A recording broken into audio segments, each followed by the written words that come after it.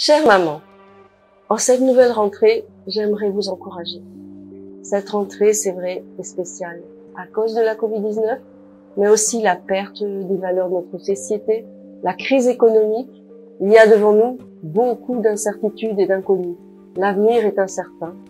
Et dans les cœurs, toutes sortes de craintes, de peurs, du découragement. C'est le bon moment, mes sœurs, pour nous tourner vers ce qui est certain, ce qui est sûr et solide afin de trouver du secours. C'est le moment de faire confiance à celui qui est notre roc solide, notre forteresse.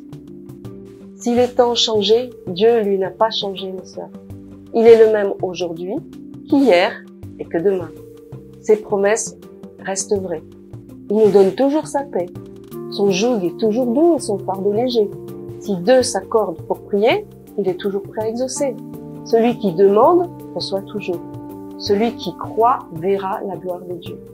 Mes sœurs, le lion de Juda est toujours avec nous. Ma prière, chère maman, c'est que les circonstances difficiles que nous vivons, au lieu de nous abattre, réveillent les lions cachés en nous avec ce cri. Nous sommes toujours là. Nous, temple du Saint-Esprit, filles, prêtresses du roi des rois, nous n'allons pas rester sans rien faire. Nous allons nous lever et nous unir pour prier ensemble, dans nos groupes, par téléphone, par Internet, pour nos enfants et leurs écoles. Nous sommes redoutables, savez-vous, pour l'ennemi, quand nous nous unissons pour prier. Pour moi, pour nous, chère maman. L'heure de mère en prière, c'est un cadeau de Dieu, avec ces 4 étapes. Mais quelle bénédiction! La première étape, la louange. On choisit un attribut de Dieu et on loue Dieu pour cet attribut. C'est un moment spécial qui lui est réservé. Et comme dit la parole de Dieu, quand on tourne les regards vers lui, on est rayonnant de joie.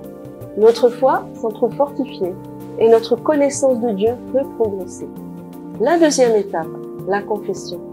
C'est un bonheur d'avoir une bonne conscience, de pouvoir répandre notre cœur devant Dieu, lui déposer nos fardeaux, nos péchés et le laisser nous purifier et nous pardonner.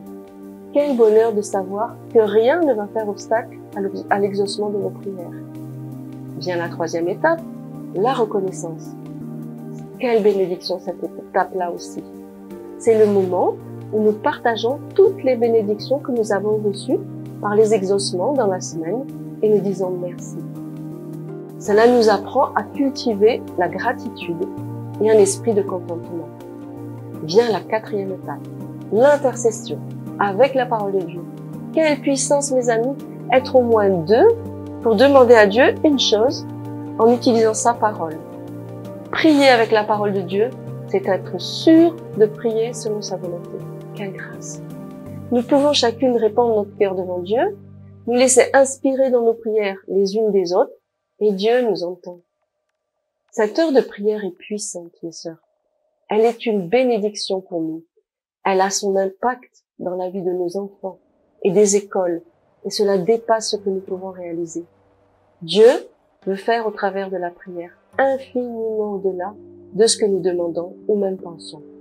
Alors, mes chers amis, je vous encourage à relever le défi avec moi, à aborder cette nouvelle rentrée avec une espérance débordante, à mettre votre confiance en Dieu et à prier. Soyez richement bénis.